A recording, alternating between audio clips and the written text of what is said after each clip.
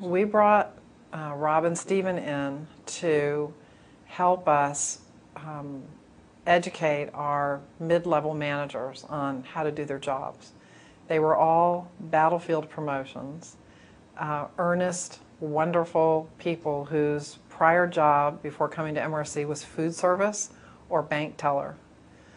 So they were very service-driven, had not a clue how to manage people. So they just had to figure it out on the fly. And so part of the bedlam of that kind of rapid growth is there was no depth in the management ranks. So we thought, we love these people. They're terrific employees.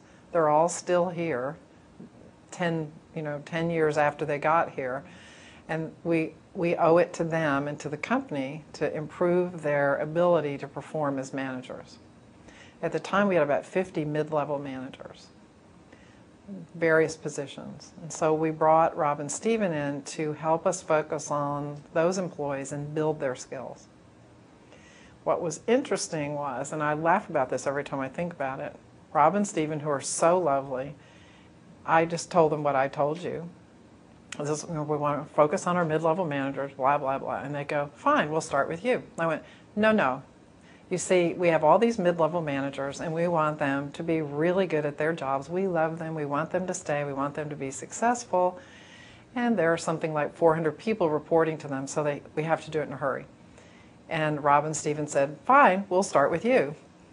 And so I was real irritated about that, but of course they were right, because the pattern of the company was set from my desk and from our then management team's offices.